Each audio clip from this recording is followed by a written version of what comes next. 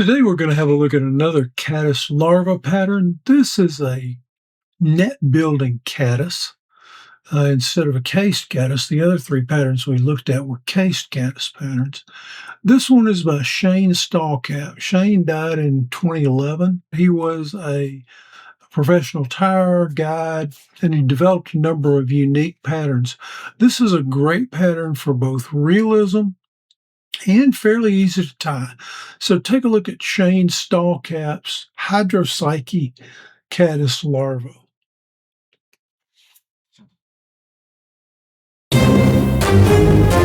Another fly for your box from Father's Fly Shop.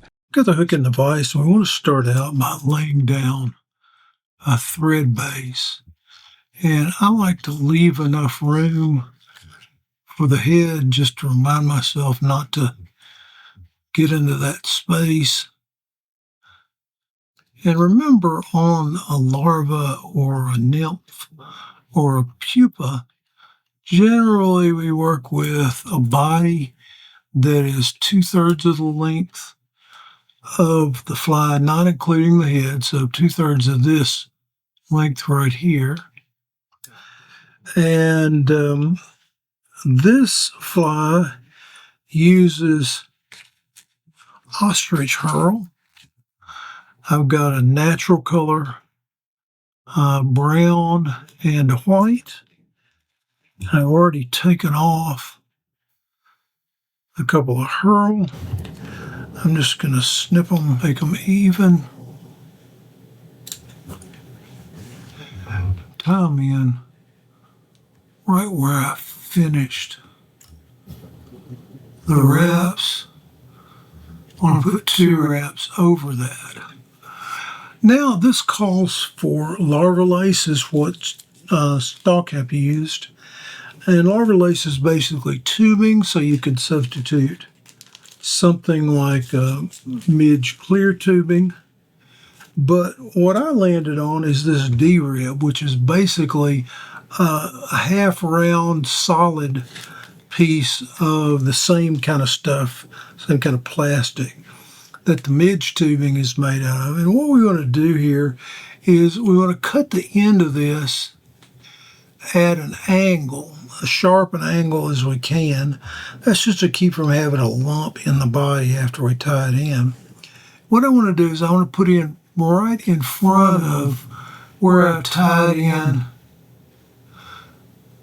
the ostrich herl, and then I want to wind both of them down, and you'll see that I do not wind up with a lump in the middle of the body. Come back up here to where the head is going to be, and what I want to do is just build up a body on this fly. This is going to be a thread body fly, so I need as smooth a body as I can tie, and I want it thicker in the middle. And this is kind of a bowling pin body, where you've got the top of the bowling pin to the back, and so the lump, the widest part of the body, is more toward the eye of the hook than it is toward the back. And I'm just going to build up here a little bit. You want to make sure that the front of the body is a nice taper, because when you get ready to tie off, it'll work better that way. And then once we get there, I'm going to do a couple of 3-turn whip finishes real quick.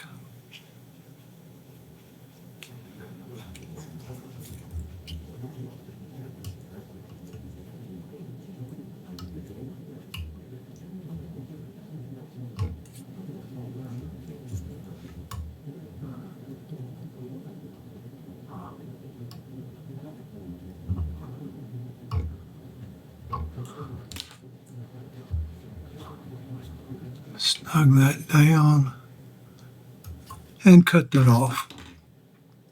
And I'll have a little more to say about cutting it off, because the first time I tied this, I thought, man, why am I cutting this thread off when I'm just going to turn around and put it back on? So at this point, I like to put some hackle pliers on this peacock herl. I'm really not going to use, ostrich herl. I'm really not going to use the hackle pliers to wind it with, but they give it a little weight and they hold the two pieces together. And I want to come out here to the end and just grab them both kind of together like that. Okay, this is a Hydropsyche. They're normally olive. So I have an olive.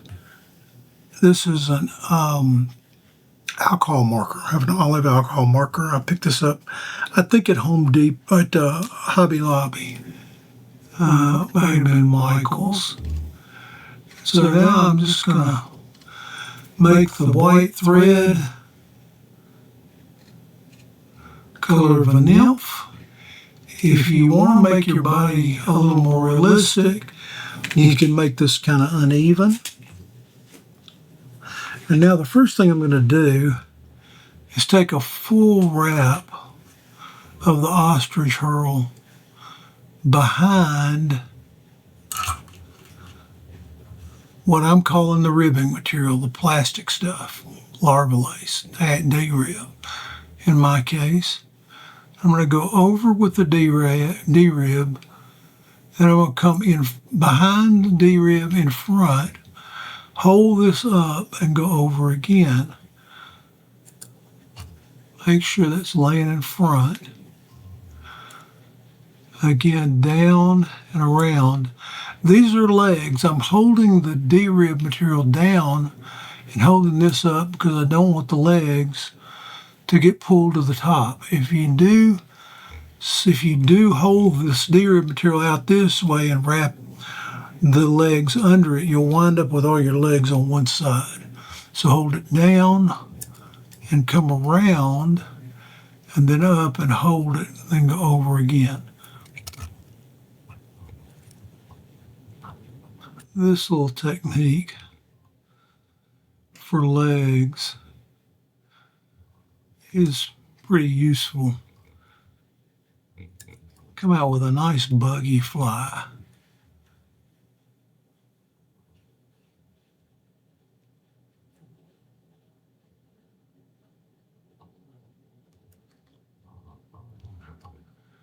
And I'm getting to the 2/3 point.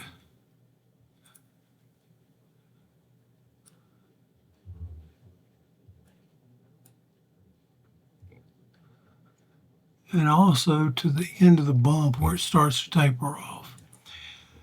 Now, the first time I tied this fly, I think I tied it with floss the first time, and I got to this point and I thought, I'm going to have to reattach the thread and hold this at the same time, which is, it's a little tricky, but it can be done. And then I thought, well, I'll just build the body out of the same tying thread I'm going to use for everything else. And so I did that. And the trouble is you need two hands on this material. If you don't have two hands on this material, when you're wrapping these legs and the D-rib, it can get away from you. I'm just going to, now that I've got this, I'm just going to pop off the ostrich herl to get it out of the way. I'm going to wind the thread up right against the D-rib, and then I'm going to go over the top. And once I can go over the top, as long as I hold this tight, I need to put in several wraps here. And then some in front. And I'm going to snip off my D-rib or Larva Lace or whatever you choose to use. All right, now I've got a shell back. The original recipe calls for something called Medallion Sheeting, and you can see this is Medallion Sheeting Gen 2 by Montana Fly Company, because my Medallion Sheeting Gen 1 is no longer available. And I want to cut a piece of the Medallion Sheeting that's about as wide as this middle of the body. I tried cutting this way, and I found the sheeting kind of, I don't know, it seems to be more fragile that way. So I started cutting up the sheet, cutting it longwise, and that seems to work better. You'll notice this Medallion Sheeting has got a little sparkle built into it. I don't know if you can see it, but there's a little bit of sparkle in it, and we're going to tie this in. Let's start it down on the near side of the hook, and I'm just going to wrap over and catch it, and then wrap back. And again, I want the thorax to be about 1/3 of the body, and the head is going to be here. So I'm going to bring the Medallion Sheeting back to here. And now we need some dubbing. I'm using an olive possum dubbing, a natural possum dubbing.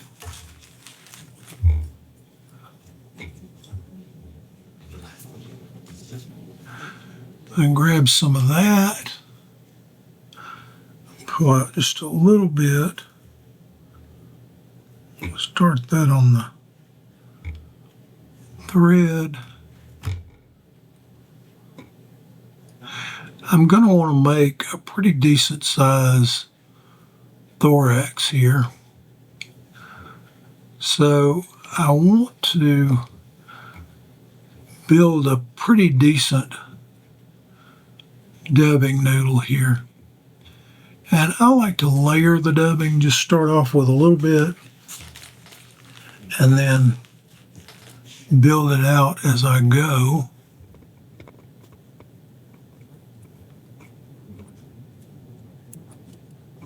And once I have what looks like enough to me, then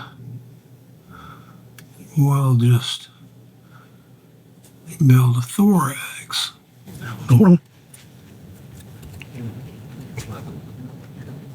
Okay, now we're going to bring Medallion Sheeting forward.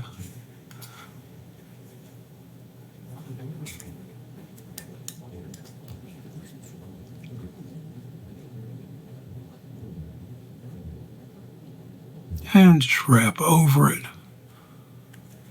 And in front, snip off. We're going to take a couple of 3-turn whip finishes here.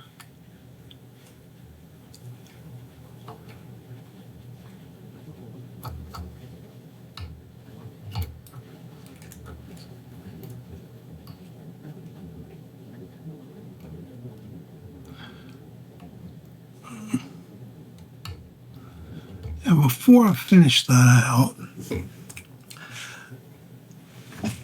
the thorax is usually a little darker, so I've got a dark olive here. And this is one of the old Chartpak markers, AD markers, and so I'm going to color that wing case and kind of put a dark covering on the back of the body, the top. And I'm going to go ahead and color the thread.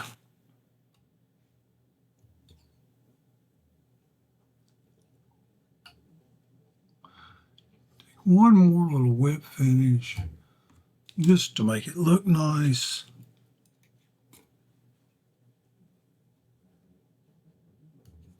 Thread snipped off. Now the last thing I want to do is take my little dubbing brush and comb this out.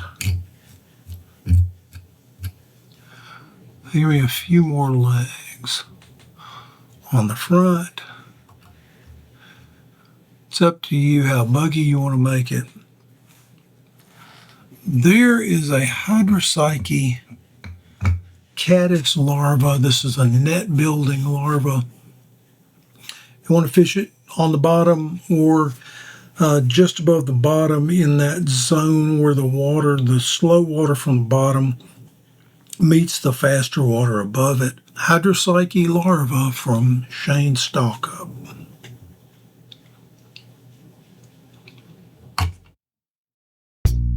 Thank you for watching. Subscribe for all our videos and tight lines.